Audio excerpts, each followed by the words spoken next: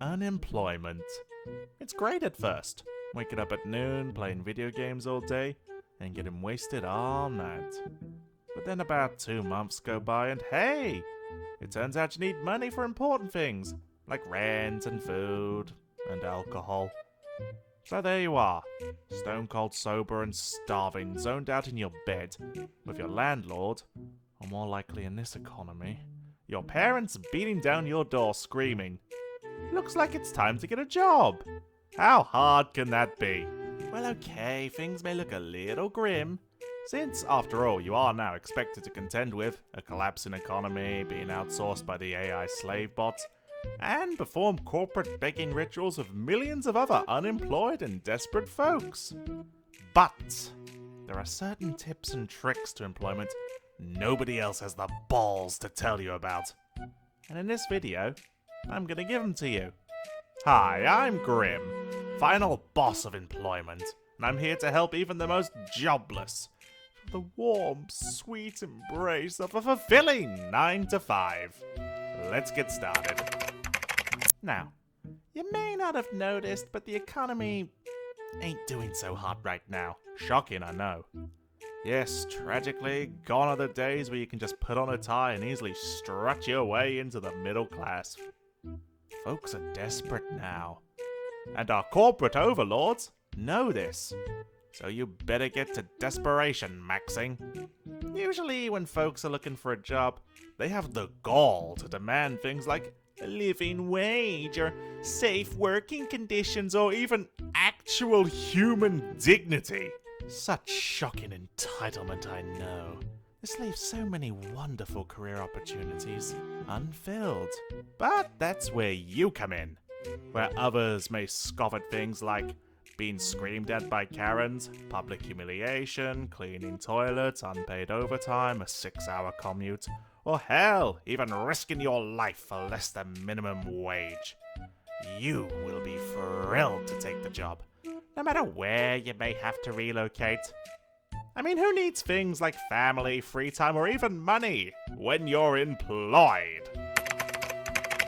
Now, I know at some point in your life some well-meaning simpleton probably told you something along the lines of, lying is wrong.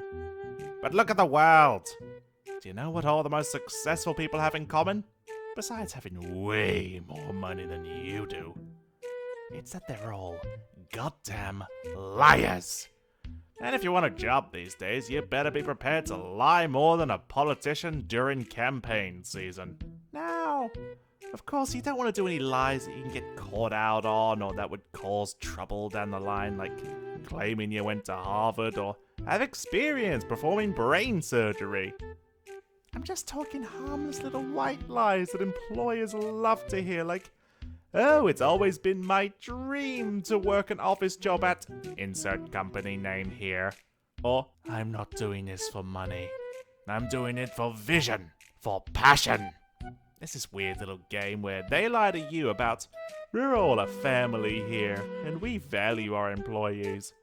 And you lie right back about being inspired by the CEO's LinkedIn posts. And if you don't want to lie, just remember, you're competing against plenty of desperate people who are happy to. Now, as we all know in our current collapsing economy, even a job listing at goddamn McDonald's is gonna have more competition than a woman's foot does at TwitchCon. So it's not enough that you look good and be competent. Almost half of these schmucks can do that. No. Everyone else has to look terrible. That's right, it's time to sabotage the competition. Now, this may be a little unethical, but rent is due and you need this job. So sabotage them any way you can. Give them false interview dates so they show up looking like crazy disorganized sheep, bleating in the lobby as they're escorted out. Or you can spread rumors that they're working for the company's rival. Hell, why not make a whole fake social media page for them and post some of your unfiltered political views on it? I'm sure that'll help their job prospects. But hey, it means they won't be able to compete with you for future jobs either. Now, I know know this may seem harsh, ruining some innocent lives, but in this economy, it's them or you. Nepotism. Probably the oldest way to get a job, where throughout all of history, it didn't matter how incompetent, lazy, and most likely inbred you were. If your daddy was a big shot, you were a big shot, while all the other losers fought over scraps. And while it's not everywhere anymore, it is absolutely still a thing. Pretty much everyone's been passed up for a job before since some other candidate was the CEO's golf buddy or something. So it's time for you to start pestering any semi-successful friends or distant relatives you may have and ask, or if necessary beg, for an opportunity. But Grim, what if I don't know anyone successful? Well, tough luck, Buttercup. Should have been born into a better breeding stock.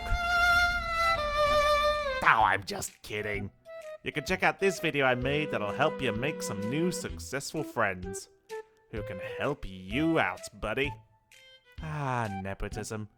Who needs things like skills, experience, or even basic competence when Daddy can get you a job in the C-suite just for being his special little guy? You know, job hunting these days is just so cold and impersonal. We're using AI to write job applications, which are then being rejected by the company's AI. Where's the human connection? Where's the intimacy? No, not that kind of intimacy. Put it away.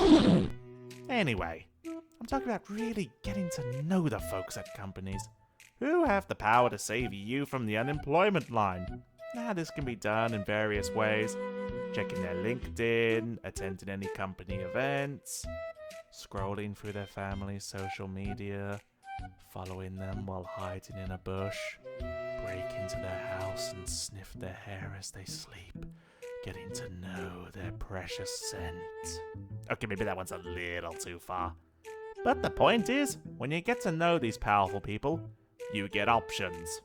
Maybe you bring them a box of their favorite donuts to leave a sweeter impression at the interview. Or maybe you find out they're into some real freaky shit that they want kept quiet. But hey, what's a shared secret between co-workers? Hint, hint, blackmail, blackmail. Now, there's been a lot of talk of AI taking this person's job here, AI replacing that person over there.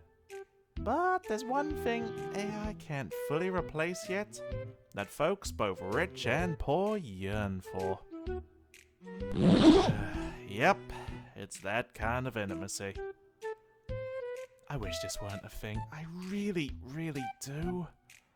But we've all seen what powerful folks get up to unsupervised. The poor folks doing this are typically in the middle ground of too chopped to sell feet pics, but just the right look for some executive sleaze. And as the job market continues to get worse and folks get more and more desperate, I fear this is only going to keep getting worse. But hey, with these methods I shared, I'm sure you'll be just fine in your job search, chum. And if not, you can just scam folks on the internet like everyone else. Anywho, were there any other tips I missed?